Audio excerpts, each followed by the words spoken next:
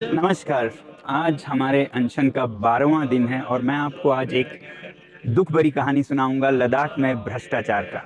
जब हम जम्मू कश्मीर के हिस्से थे तो हमारी सबसे बड़ी शिकायत हुआ करती थी कि जम्मू कश्मीर में भ्रष्टाचार बहुत है और वो छलक कर लद्दाख के पवित्र भूमि पर भी आ रही है। और जब हम यूटी बने 2019 में, हमारी सबसे बड़ी खुशी ये थी कि अब लद्दाख वास्तव में पवित्र बनेगा। मगर हुआ इसका ठीक उल्टा।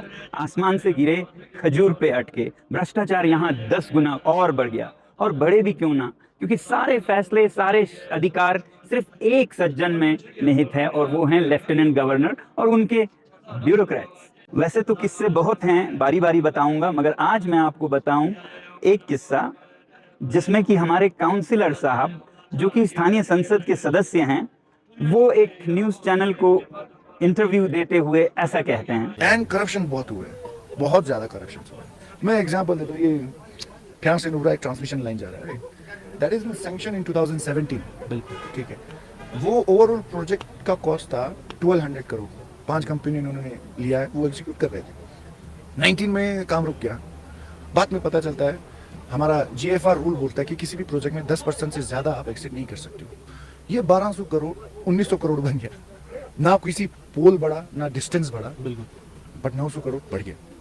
कोई रूल्स रेगुलेशन नहीं है। ये कहाँ एग्जीक्यूट हुआ, नोबडी नोस। मतलब आपको लगता है सेंट्रल गवर्नमेंट मोदी जी ने यहाँ तक कुछ नहीं पहुंचाया? मतलब मेन सीधा बात है, थोड़ा पहुंचा, ज्यादा नहीं पहुंच पाया। मैं कह रहा हूँ अनाउंसमेंट्स हुए हैं, बट अब मैं एजुकेशन टैबलेट है, ठीक है, लेनोवो का 8 इंच टैबलेट है, वो आप अमेजोन पे खरीदोगे 6500 में मिलता है, ठीक है। एजुकेशन डिपार्टमेंट ने सेम टैबलेट जो है 12,000 रुपए में खरीदा, 11 टू बी प्रिसाइज 11,990। हमने वो एक्सपोज किया कि भाई लद्दाख में तो करप्शन चल रहा है, 6,000 की चीज को आप 12,000 रुपए दे के खरीद रहे हो, ये क्या है। सडनली एडमिनिस्ट्रेशन ने सारा टैबलेट वापस ले गया। तो हाँ, तो अनाउंसमेंट करते सामने आपने बच्चों को टैबलेट दिया, जब एक्सपोज हुआ यहाँ तो करप्शन हुआ, बच्चे से वो ले लिया, अब जो वापस किया वो मीडिया में नहीं आया। और इसके बाद हम सब ने सोचा अब तो यूटी सरकार अपनी तरफ की पूरी सफाई देगी, हिसाब किताब देगी। तो हिसाब किताब दिया, मगर कुछ अपने ही अंदाज में। इस तरह उन्होंने चैनल पर दबाव डालकर ये वीडियो ही हटवा लिया। तो आप समझ सकते हैं हद कहां तक पहुंची होगी। अब आप सोचेंगे कि भ्रष्टाचार का इतना साफ केस है तो इस पर तो सीबीआई बैठनी चाहिए।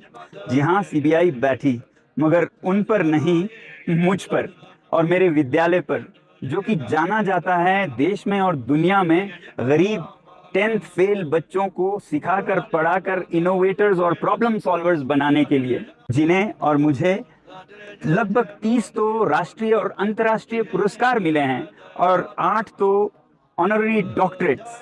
और हम पर सीबीआई बैठाकर इन्वेस्टिगेशन चल रहा है आजकल। आपको पता है क्यों?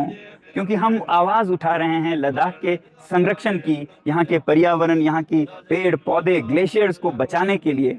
और ये जो वादा सरकार ने किया था संरक्षण का 6वें शेड्यूल में 2020 के इलेक्शन में, अब उसका हिसाब किताब होने वाला है 2025 के इलेक्शन में, अक्टूबर में।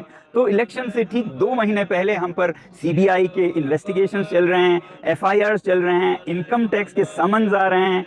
ये सब ताकि मेरी आवाज दब जाए। अब आप समझ गए ना इसे क्या कहते हैं? अंधेर नगरी। मैंने नहीं कहा, ये आपने कहा। फिलहाल जय हिंद, जुले।